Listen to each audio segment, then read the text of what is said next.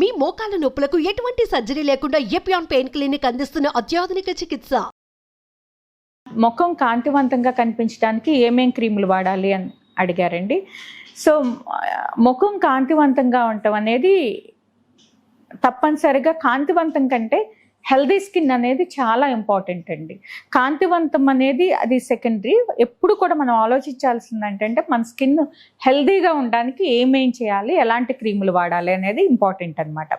So హెల్దీగా ఉండడానికి first most important thing ఏంటంటే డైట్ అండి. మంచి డైట్ అంటే ఏంటంటే పోషకాలతో, అన్ని రకాలైన పోషకాలతో, వైటమిన్స్, మినరల్స్, ప్రోటీన్, కార్బోహైడ్రేట్స్, తర్వాత ఫైబరు, యాంటీ ఆక్సిడెంట్స్, సో ఇవన్నీ ఉన్న ఫుడ్ని ఆహారంలో భాగం చేసుకోవడము, బ్యాలెన్స్డ్ డైట్ తీసుకోవడము, అలాగే వాటర్ ఇంటేక్ చాలామంది అందరూ పూసుకునేది ఇంపార్టెన్స్ ఇస్తారు కానీ వాటర్కి ఇంపార్టెన్స్ ఇవ్వరు అనమాట. సో వాటర్ ఇంటేక్ కూడా ఎవ్రీ అవర్ ఒక గ్లాస్ ఆఫ్ వాటర్ తీసుకుంటే కనుక, so at least minimum 2 to 3 litres of water per day తీసుకుంటే కనుక డెఫినెట్గా హెల్దీ స్కిన్ అనేది మనం చేయగలిగినవి ఇంతవరకు సో మనం చేయాలి. అలాగే ఫిజికల్ యాక్టివిటీ అనేది చాలా ఇంపార్టెంట్ స్కిన్కి.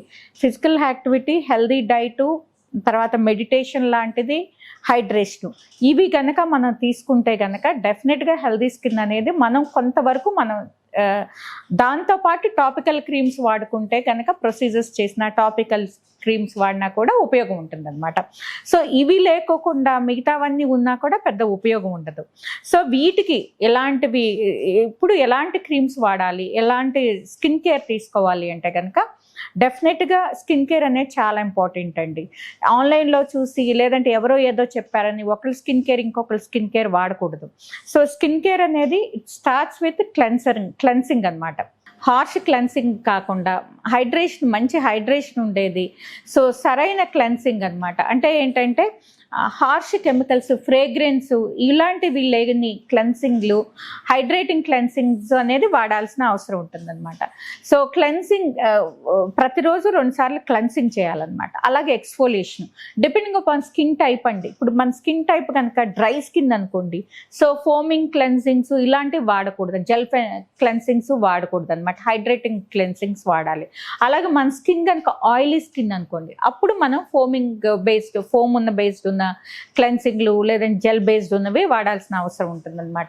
నెంబర్ 2 ఏంటంటే తర్వాత ఏంటంటే మాయిశ్చరైజర్ అనేది చాలా ఇంపార్టెంట్ అనమాట. మాయిశ్చరైజర్ అన్ని సీజన్లోనూ, సమ్మర్ దగ్గర నుంచి వింటర్ వరకు ప్రతి సీజన్లోనూ మాయిశ్చరైజర్ అనేది ఇంపార్టెంట్. మాయిశ్చరైజర్ కూడా ఏంటంటే మన స్కిన్ టైప్ని బట్టి మాయిశ్చరైజర్ అనేది మనం డిసైడ్ చేసుకోవాలి. అంటే మనం డిసైడ్ చేయకూడదు, డాక్టర్ డిసైడ్ చేయాలన్నమాట. నాన్ కమిడోజెనిక్ స్కిన్ కేర్ ప్రొడక్ట్స్ అంటే ఏంటంటే ఇప్పుడు ఆయిలీ స్కిన్ ఉందనుకోండి, కమిడోన్స్ రాకుండా సో జెల్ బేస్డ్వి ఇలాంటివి, వాటర్ బేస్డ్ మాయిశ్చరైజర్ వాడుకోవడము, అలాగే డ్రై స్కిన్ ఉంటే క్రీమ్ బేస్డ్ ఉన్న మాయిశ్చరైజర్ వాడుకోవడము చాలా ఇంపార్టెంట్. మాయిశ్చరైజర్ తర్వాత సన్ స్క్రీన్ చాలా important. Sunscreen minimum SPF 30 ఉండాలి, బ్రాడ్ స్పెక్ట్రమ్ సన్ స్క్రీన్ ఉండాలి. సో సన్ స్క్రీన్ అనేది broad spectrum mineral sunscreen అయితే బెస్ట్ అండి.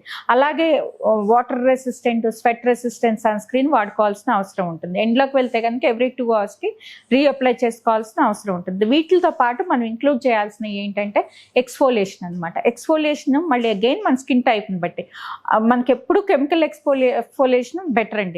అంటే AHA BHA ఉన్న ఎక్స్ఫోలియేషన్ అయితే బెటర్ అనమాట. సో అది ఆయిలీ స్కిన్ ఉన్నళ్ళైతే వీక్లీ 2, డ్రై స్కిన్ ఉన్నళ్ళైతే వీక్లీ 1 ఎక్స్ఫోలియేట్ చేయాల్సిన అవసరం. ఎందుకంటే డెడ్ సెల్స్, ఎక్సెస్ సీబము అవన్నీ తీసేయడానికి అవకాశం ఉంటుంది అనమాట. దీంతో పాటు వాడాల్సింది ఏంటంటే వైటమిన్ C అనమాట. అంటే ఏంటంటే యాంటీ ఆక్సిడెంట్స్ చాలా అవసరం. యాంటీ ఆక్సిడెంట్స్ స్కిన్ బ్రైట్నింగ్కి, మంచి స్కిన్కి ఉపయోగపడుతుంది కాబట్టి వైటమిన్ C సీరం అప్లై చేసుకోవాల్సిన అవసరం ఉంటుంది. అలాగే 30+ అయితే కనుక టాపికల్ రెటినాల్ కూడా ఇంక్లూడ్ చేయాల్సిన అవసరం ఉంటుంది స్కిన్ కేర్ రొటీన్లో. సో +30 అయితే టాపికల్ రెటినాల్, అలాగే లేదు అంటే కనుక vitamin C serum, niacinamide. So పోర్స్ని, గుడ్ టెక్స్చర్, స్కిన్ టెక్స్చర్కి వీటికి నియాసినమైడ్ ఉపయోగపడుతుంది. Niacinamide, retinol, vitamin C, hyaluronic acid, azelaic acid మన స్కిన్ అవసరాన్ని బట్టి, మన స్కిన్ కండిషన్ బట్టి వీటిని ఇంక్లూడ్ చేయాల్సిన అవసరం ఉంటుందన్నమాట. సో వీటితో పాటు ఇందాక నేను చెప్పినట్టు డైటు, ఫుడ్, తర్వాత వాటర్ ఇంటేక్, ఎక్సర్సైజు, ఇవన్నీ కూడా బ్యాలెన్స్ చేస్తే కనుక మంచి స్కిన్ ఉండడానికి అవకాశం ఉంటుంది.